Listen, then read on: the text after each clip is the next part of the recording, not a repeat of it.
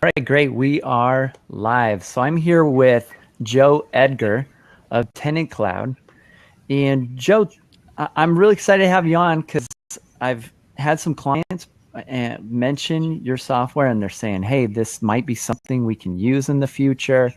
And it looks like you're doing some new stuff in the space. So tell us a little bit about TenantCloud and how this got started. Yeah, great question. Nice to be on, Jason. Appreciate it. Yeah, it's a fun story. I mean, I've been in real estate a long time. I've also been in venture capital quite a bit. So it was about time the two merged in the technology front. So bringing it together, in the marketplace right now, there are approximately 18 million do-it-yourself landlords managing about 23 million single-family rentals. So it's a big space. And if you have, 15 million of them only have one property, and about 4 million have 10 or less. So, they're not willing to pay $200+ a month to manage their software. So the majority of them do it in a drawer full of receipts or an Excel spreadsheet or pencil and paper, and end up lying on their taxes at the end of the year. Right. They make it look as close to last year as possible. So, and seeing this, happening and knowing many people that did it, it's like, man, this has to be easier. And the balance of being a landlord, the landlord is really the one going after expenditures, and so they're having to spend and maintain this. And so they, when you look at a rent, if it brings in, let's say, $1,000 a month, well, like a large portion, almost 60% of that is going to go in expenses, whether it be property taxes, a new fridge, utilities, whatever, screening.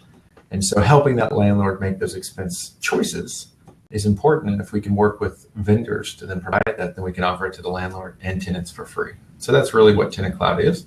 It's free property management software to landlords. We give tenants their own portal where it's their renter resume. They can find listings, fill out a profile, submit maintenance requests, all video based, and keep track of it and pay their history and have all of it in one easy location and communicate. So this is fascinating because I've been saying for a while, it is inevitable that free property management software is going to be coming out. And there's all these different software platforms out there that are really expensive. Some of them are really clunky, they're cumbersome. But then you have these models that everybody loves and is familiar with, like Gmail, right, Facebook, etc., where they're paying nothing. But these companies are profitable, they're making money, and there's so much money available in property management, even if the software were provided free that company could make. I just thought this is going to happen. So now, is this ready? It sounds like the software has been focused initially on like landlords, not professional property managers. Correct. And I mean, really it's designed, and this is going to the venture capital world. You separate startups into either enterprise or consumer. Okay. You said Facebook, Google. These are consumer models where consumer means they give it away for free, and they try to sell those consumers things that they might want to buy. Okay. Enterprise is more where you're paying for the software. So if you buy that space up, we have property managers that exist. Those property managers are typically managing multifamily units. And so their logistics and needs are very different. And so chances are the businesses that still supply them a top-end property management software will still exist. They're very large. Those are big boys. It's the smaller low-hanging fruit that are the first that we go after because they don't have a solution at all. And so, for us to adopt, if you think we launched our full platform less than, just over a year ago, and we now manage over 100,000 properties through TenantCloud. Wow. So you can see where that need is quite robust. There's a lot of it out there, and we have much more to go. And so there's a number of things that are to come for property managers. But yeah, the first adoption is to really solve the solution that is the biggest pain point, which are the do-it-yourself landlords, who, they're full-time at something other than being a landlord. Mm-hmm. So doctor, lawyer, new couple just running a rental, or maybe somebody moved from another city and they just don't want to sell their place. So how can they manage it and just keep up to date? So, the tenant sends something, the fridge is broken, you're in the middle of a meeting. I can either repair the fridge, have it fixed and replaced, or hire someone to go out and fix it and have it all done in my accounting for me. So the basis is to get the accounting kind of out of the way. Now, moving on to property managers is really where it involves multi-users engaging almost on a email platform like you talked about, but be able to manage things like maintenance requests going through, bring it to the owner, engage all the service pros, literally track where the car is, where they are en route, and calculate the best route to do, say, 5 or 6 maintenance requests and one route for one user. And so all of those functions are coming, and that's where it will be very disruptive to a lot of those property management companies. So it is coming, but our first approach is the consumer model, which is to offer a free service and allow a number of things to be sold inside of that platform. But when you purchase it, for instance, we give away free applications and website. So you can post on over 30 major websites like Zillow, Trulia. Someone finds your rental, they can fill out your digital application that you customize. And when you're screening it, or when you're reviewing the application, you can purchase a screening right there. You can purchase it from Checker or Rent Prep, and we'll soon add in a few more. But that's the job you're trying to complete. You want to screen them, find a great tenant. You don't want to keep track of the receipt. You don't want to keep track of the transaction. That's the pain. That's the hard part about it. So in TenantCloud, you just press a button. That's all done for you automatically. The receipt's stored, your invoice is stored, all of it's on the back end. And you just say, yeah, it's a good tenant. I'll move them in. And so that's really where the consumer is right now, is we're finding more and more products to kind of add in there for those do-it-yourself landlords to really make their job easier. And hopefully we'll be able to get to the point where when you do have something like a fridge broken, you can get 3 bids. And so then you're easily one touch of a button, you can look through options to find the best solution of who should go and fix your problem. So your software is tackling the maintenance coordination challenge as well. Yes, that's a very focal point. I like to say what we're tackling is the point of transaction. The point of transaction, even though some may not think of it that way, it is the core problem, because all of this ends up at the end of the year being a tax problem, because you had to keep track of it and measure it all. So if we can help and start with the end problem and then go from there and solve all the solutions, then we can really make something fluid that does work for you, instead of you having to do a lot of work for it. So in your system, is there like a double accrual sort of accounting system kind of built into this, or is this, yes, are they going to need to export to Quickbooks? So we are an we are an approved Quickbooks reseller. So you can download to Quickbooks. But really, when it comes to properties, it's nice because if you fall back on the accounting side of what it is, Quickbooks will handle all of your accounting. But when it comes to rental properties, you're really talking about a Schedule E. So it is double entry accounting, but it's down to trying to fill out your Schedule E. So you can take a Schedule E, run a quick report, and complete all of your sections. So imagine this. A tenant sends you a maintenance request, and let's say it's a fridge. Send it to you, it's a video, it's a picture, whatever you want. You find someone to fix it, you engage the service pro, you end up hiring him, you pay them, and then you end up saying, okay, done. And that knows exactly where to file it in your Schedule E. And so those categories are all done. But what's nice is then you can go back to the fridge, and the fridge has a history of when it was last serviced. You can see their unit and find out when it was last serviced. And having all of those speak to each other in one unified platform takes care of everything. But the core problem at the end was making sure that it was filed in your Schedule E appropriately. So when it goes out. So Schedule E is definitely different than your normal AGI, which you would fill out in your taxes. Okay. So we're not approving tax, but we are trying to help them to be able to do that easier. Got it. Okay. So my listeners are keenly interested because they're usually using AppFolio, Propertyware, or Buildium. They're using these platforms typically.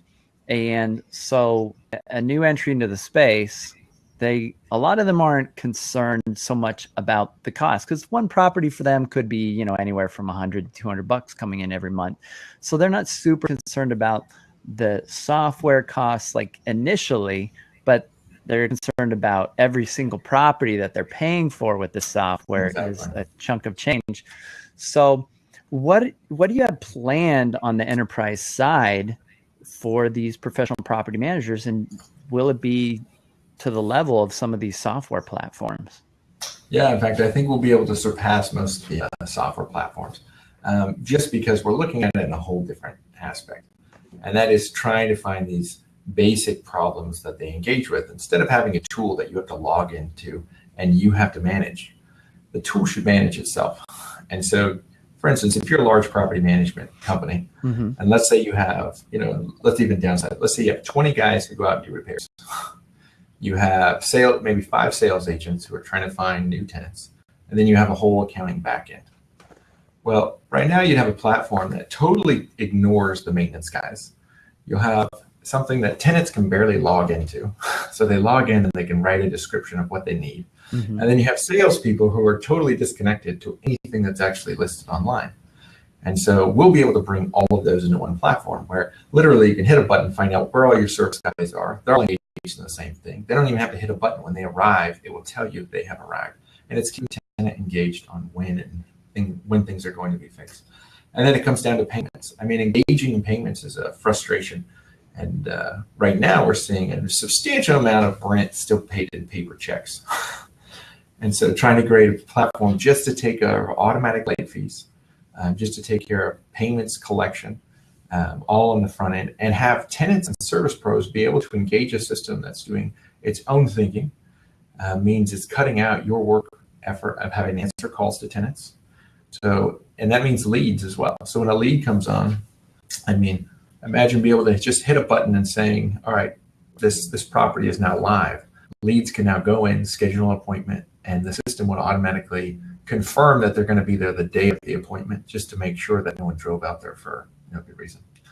And then someone shows it, they immediately can go back in, submit, an application that does everything. You hit a button, you move them in, and soon you can even engage on like an August system where the locks are automatic, and you could unlock something even digitally, and even potentially virtually show a unit from your desk instead of having to do it in the property itself. And you eventually be able to do that in TenantCloud.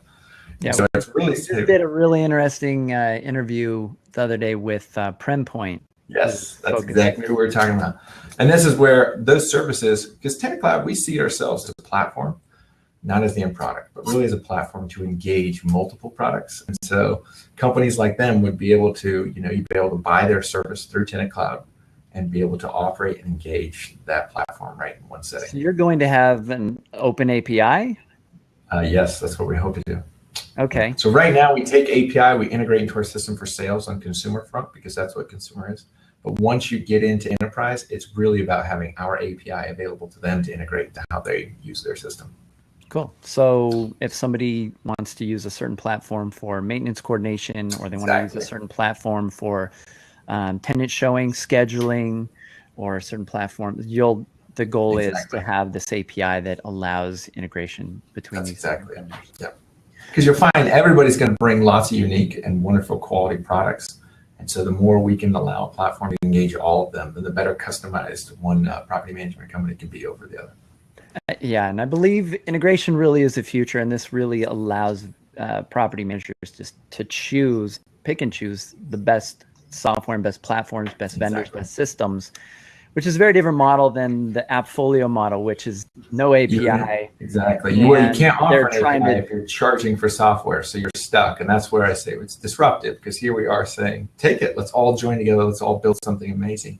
And others have to say, sorry, you pay us for just what we supply, and that's rules of the game. So it's cool. Very different. When you're ready for some API people to connect you, hit me up, because I know the CEOs of these companies, and I'm going to get them to talk to you and see if we can get you all working together. Well, we hope that it's our full enterprise is supposed to be done by November of next year. So it's about 12 months out. All right. So right now, you're not ready for property managers, but you're going to have something. The goal is to have something ready within the next year. We do have, we even have one that's managing 4,000 units with us, and there's one login. So they love it, so they do it. But I would say right now it's really designed for do-it-yourself landlords. Okay. All right, cool.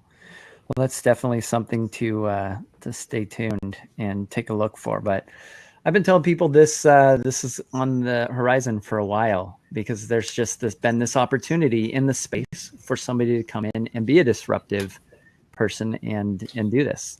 And everybody knows there's lots of property management software out there, but there's few that are really doing it well and doing it right. And even still, there's, I think, a lot of room for improvement, as most of the property managers out there know. Now, the lion's share of the property managers out there are like under 100 doors, at least in the single family space, residential space. And And that generally will never get beyond that point, because one of the reasons is they aren't able to really systemize their business, and they can't really afford to hire anybody yet. And so technology is really one of the key ways they can get past that hurdle on the fulfillment side, which is holding them trapped at only 50 to 60 units. You're exactly right. So this will be really, really interesting to see if they can get software. So do you have any idea? I know it's early, but how you're going to price this out for the enterprise guys? I'll tell you our goal. Okay. My goal is to make it free on enterprise. That would be pretty crazy. I mean, there's plenty of money to be made just on ACH processing and ancillary things. Let me give you a little taste of just what we're putting on consumer and how we hope to scale that into enterprise at a much larger level. But on consumer, eventually your tenant will be able to buy a moving van, schedule a moving van to help them move. They'll be able to schedule lawn mowing. They'll be able to get somebody to walk their dog and sit their dog. They'll be able to get renter's insurance. The landlord will get insurance. They'll be able to refinance their mortgage. They'll be able to buy a number of products all within it, have home warranty policies, have policies on their equipment that are being tracked. And so all of those will be on the consumer side. So you move that into now a property manager and think at the larger scales. So for instance, there's retail consumers that sell, let's just take a refrigerator. I said it, so I'll stay with it. A refrigerator store that sells a refrigerator. Well, on the other side, there are large distributors of this equipment that sell just to exclusive property managers. So they're looking for the same thing. And so really it's flipping enterprise and allowing these back-end suppliers to be the groups that pay for the software. So you could go into a large property management company, and let me give you a small example. There's single family, I'm just going to use single family because it's a real relationship, but there's a single family company that owns close to 20,000 single family properties in this country. And these have all popped out of 2008. So there's a number of them. And so they need software that is customizable on a local level that feeds one mothership. Yeah. But the end users are different property managers everywhere. So they need something that they can have unique. But their buying power is collectively. Right. And so we can now engage people who are, companies that are willing to distribute. And I'll just say like a Home Depot that would love to have a contract to supply refrigerators to every single one of those units on contract on demand with a button. Home Depot will pay for that software for that customer. So you're kind of talking about some of the big players in the property management industry, like the franchises or the big outfits that have multiple locations. Yep. So we are thinking very big when we talk about disrupting property management software. So regarding the consumer side, so do you plan to maybe have anything in place so that a consumer that is using your service can then say, you know what, I really don't want to deal with any of this? Can they then just transfer their account to a professional property manager or pick one? In fact, this is where the real core of the idea came out. Is I worked with I'm part owners in a few property management companies. I have a number of properties in this. And so when we looked at, this is about 6 years ago, we looked at the property management company and like, well, what are ways to expand? And, we had a lawn mowing service, we had a painting crew, we had all these different crews for, fixing things up. We're like, well, we could expand these services. Mm-hmm. So then we found that just those parts of the business were trying to grow their business. So it makes you realize that do-it-yourself landlords, for some reason, will not pay for property managers, right? So 70% of them that own it just won't. And that's fine. But they will a la carte.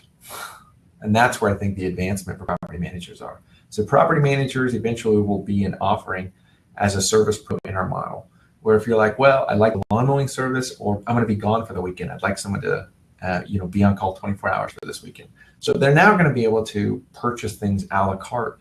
And for a property management company, one of the largest expenses is the back office.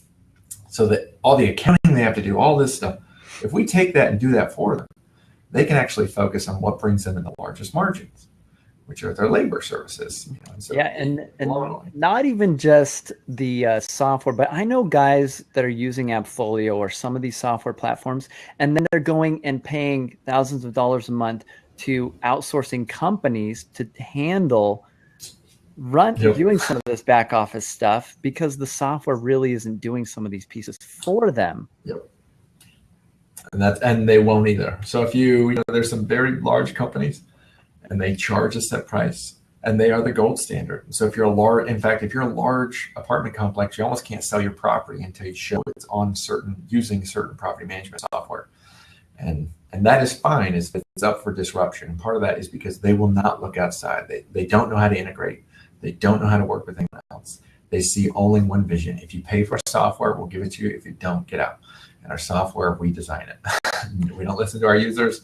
We design it. And I think that's a lot of disruption that's going to happen in this ecosystem, is that if you're not open to find that everybody wants customization. And so if you think there's one solution for everyone, I mean, think again. We're a small company. We're now in 35 different countries. Mm-hmm. And so this need is global. And we have people in Japan using us to manage satellites on top of buildings. We've got a user in Mexico managing his horses. We have storage units, campground sites, mobile home parks. And so you're finding this core issue. We have a couple of HOAs using us to self-direct their HOA.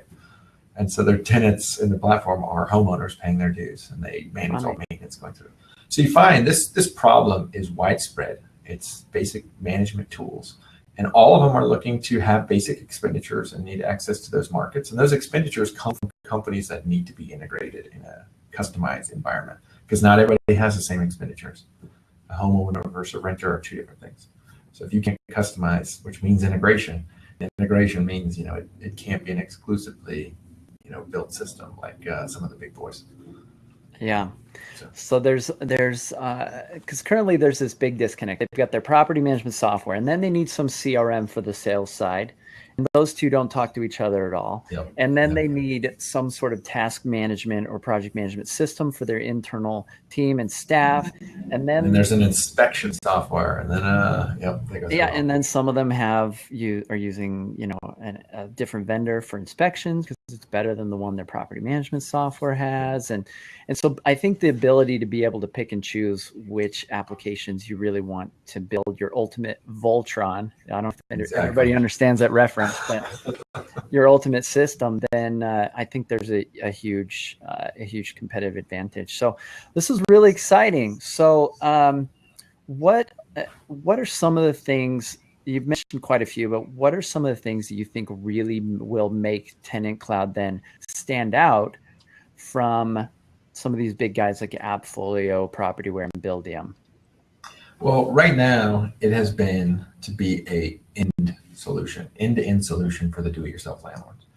And I come from, my parents were kind of lifestyle entrepreneurs. They ended up having a major tax issue that hit them pretty hard. And I grew up pretty poor. We swung the hammer after my father was a contractor, one of like 13 kids. And so for him to have a $120,000 tax bill was more than, he made like $30,000 a year. It was pretty substantial. The reason he got the tax bill is he'd buy these houses and we'd have to fix them up, but he wouldn't keep track of any of the receipts. Right. So he'd then sell them. So IRS would say, well, you made this huge profit, but he didn't have the wherewithal to know all the accounting. He didn't hire an accountant. There's a lot of IRS code to go through to find this out. And so that is the core problem, I think. And it's, do-it-yourself landlords are the largest and broadest small business in the country. So helping them is our first effort, making sure we've done something that is end-to-end for them, because they need a marketing team. They need a scheduling team to manage leads. They need a scheduling team to manage maintenance requests. They need inventory lists. They need equipment management for their asset and their investment. They want to know how their investment's performing. They need financial tools. And most companies, there's departments for each one of those. And so to bring a tool like that where someone can have a free website, hit one button, have it list everywhere in the world, and find a new tenant and screen them all in one place, that's revolutionary to them. This is something that normally they'd be paying a fortune to get all these tools. And so to get them all at their fingertips for free is revolutionary. But it does come with, educating them that these tools are out there, because many of them come looking at TenantCloud just looking for some basic features and later find out how broad and depth it is. Yeah, I can do all this other stuff. Exactly. And so that's really is having an end-to-end solution. So when you come to the table, you don't have to think, because for them, a lot of the products that we will soon sell to enterprise, they don't have a model to sell to the small mom and pop. If you have one rental, their business is SaaS. You got to pay for the subscription, of which we'll have offered in there. But They just don't have access to it. So for us, it's really getting all of those tools, make them very simple, intuitive to use, and do it so they can get back to their family, get back to their weekend, get back to life before they had a rental, instead of spending nights and weekends having to schedule, call, maintenance, do all these other things, accounting. So this is how property managers sell these DIY people on using their services. So do you see TenantCloud as eliminating the need for professional property managers, or how do you feel? Because that's probably one of the questions they're going to have in their mind is, oh no. And you've heard this in real estate for a long time. Eventually, realtors, there's going to be no need. Never has happened. There's been plenty of technology. But here comes more technology, and it sounds somewhat disruptive, and property managers might be concerned. So how would you address that concern that they're not going to need, these people won't need their services anymore if they have TenantCloud? Yeah, it's not going to be, the only disruption to them will be it'll help them grow their business. So if you're a property manager, right now, there's 70% of the do-it-yourself market you can't touch. And they're so fragmented, it's actually expensive to manage. Because if they have one rental, it's a whole service you got to do for one property and one client. And so to have 100 of them, you're talking about 100 different clients in one geographical area. But if you could manage just the service side of it, so in other words, you were able to find 100 clients on TenantCloud, the back-end accounting was already taken care of, so you didn't have to do any back office. You didn't have to have a lot of face-to-face.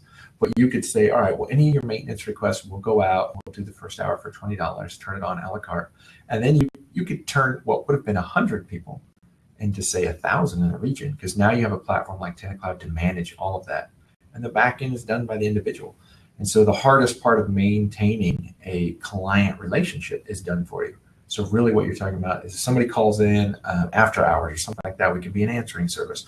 And so that's something that TenantCloud is not going to build. We are not going to become a property manager. And so you're going to see these smaller property management companies on a local level will be able to find new customers and offer a whole new type of product. And so instead of saying property management software or property management, one size fits all, it'll be a la carte, and they'll be able to grow their business in unique ways that they never could before. So I think it'll actually expand the growth of property managers versus shrink it. All right. So some people listening to this might say, there's already other companies maybe kind of doing what TenantCloud is doing. The first one that I hear people mention is Cozy, right? So how does this differ from Cozy? I'm sure you've been aware of them. What's your perception on that? We know Cozy. Cozy's out of Oregon. I'm originally from Oregon. I love the space up there. So it's nice. Cozy is a different product that's more for doing background checks. And so TenantCloud doesn't do background checks. We offer the ability for you to buy a varying different background checks, but giving the consumer options at transaction are important. And so Cozy will allow you to list a property, and it'll go through an application to get to a screening. And now they've kind of added in some payments. But it's not accounting software. It's not property management software. It's very different. And so potentially we hope to even offer Cozy within TenantCloud. So we think they're an integration partner. Exactly. I mean, they provide a great product. And so if you want to purchase a Cozy screening, I mean, that's great. All right, cool. So is there anything else? Where they are after is we're both after kind of that do-it-yourself landlord. And I think that's where people think we're all competitors because it's a growing space. But really, we're all kind of in the same effort. I mean, there's millions of them, and only about 500,000 of them use technology right now. So we still have another 17.5 million to educate that there's a technology solution out there. Yeah, there's a huge opportunity. So the rental market has been largely untapped, it seems. I mean, if you look at Australia, which is far ahead, they have 80% of their properties are professionally managed. Now, part of that's been all the legislation that's driven the need for that, but that's coming as well here in the US. There's already stuff coming down the pike with HUD and other stuff. Legislation will increase. Maybe with Donald Trump, it's going to not be as quick as it would have been otherwise, who knows? But having maybe a real estate developer in office, but I think it's eventually going to come that there's going to be increased legislation. It's going to increase demand for professionals. We're seeing it on the other end because the one thing we haven't really talked about as far as the market is we kind of said this number about 18 million do-it-yourself landlords, but what we haven't talked about is short-term rentals have changed this industry substantially. Every tenant is a potential landlord. And so short-term rentals have just disrupted everything. So you're seeing, even in Austin, which is a tech-savvy city, has fought back on short-term rentals. And so you're already seeing a lot of that legislation come in, and soon short-term rentals and long-term rentals will kind of merge. But there is a collective talking about like Airbnb. Yeah, HomeAway, Airbnb. But then there's also the coastal areas, and some of the resort type areas also do vacation rentals, which Correct. are short-term rentals. Exactly. That's a VRBO or a HomeAway. Yeah. Right. A lot of that. And both of those, I mean, because you look at the rental and it could be hourly. So this is becoming a new space. Like people are, companies are now marketing like their conference room. You go to a city, you could rent the conference room that's not being used for an hour. Or you go into a night stay like an Airbnb. You go into a weekend stay like a HomeAway. Or you can go into an extended one for a couple of weeks. And then you get into long-term rentals. And all of those are platforms that are, especially when you touch legislation in cities, are small businesses trying to grow. And so rules are going to have to be written. Everybody's going to have to come up with some fair playing rules. And so, yes, you are right that I think those are coming no matter what. I don't even think Trump can stop that.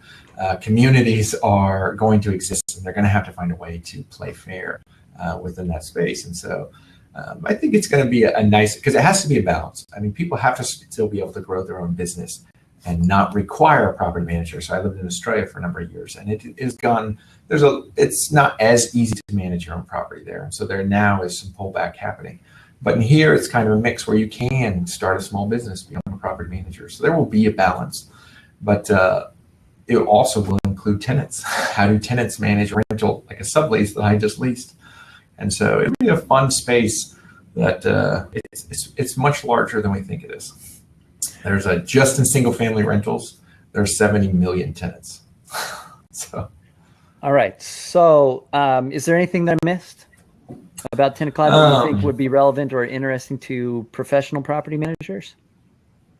I think that covers most of it. I mean, you can do it's a place to do end-to-end management for your and it's on all devices. So we have an app on iOS, we have an app on Android. You can use on your computer. You take it anywhere. So it's pretty flexible, easy. It's kind of working for you. The future, we hope to even put in some bots where you can control TenantCloud from your texting. So I know a lot of the bigger enterprise guys, or the guys that have thousands of doors, they usually like to see the little guys experiment with companies first. And so if you're looking for beta testers or people or early adopters, how would you want these professional property managers to get in touch with you? They seem not to have a problem with that, actually. Okay. So, if you see our website, we don't publish a phone number, to many's consternation. The reason is we now have so many users that we have to engage with a customer support level online because it's free. So we're signing up hundreds of people every day. Right. And so to manage that, we've kind of said we can't take phone calls right now. We're a company with about a little over 30 people, and so we just can't. I mean, that's not enough people to handle those phone calls. So they seem to find it pretty easy to engage us. We do, there's email, there's a contact list. We ask them to do that, and please supply ideas. And so we have numerous property managers who right now, even if they're not actively using us, they see the vision. And so they are engaging us and saying, oh, what about this? What about this? And we build 100% on user tests. And so we engage our users. Before we launch anything, we go out to the users and we have at least 10 focus groups testing it to say, well, what would you think about this? What about this? And they'll all bring us different ideas. And so before we take anything live, it is never done by a bunch of computer programmers or designers or UX people. It's actually done by people in the field saying, here's how I'd use it. And so it really helps in kind of trying to find a product that's useful. So the best way to engage us is one, try it, give it a try, and then reach out to us directly from the site. And chances are they will end up talking to me. So I handle most of that engagement personally. And so most of my time is spent talking to users to come up with experience. All right, great. So this has been Joe Edgar of TenantCloud. Yeah, the website is tenantcloud.com. That's correct. And so check that out. Keep your eye on TenantCloud over the next year, and they should be releasing shortly something for the professional property managers that should be a disruptor in the market. Yeah. Cool. Appreciate it. Thanks for having me, Jason. Joe, I appreciate you coming on. It's been really fun, and let's keep in touch. Sounds good. We'll talk to you later. Thanks. All right.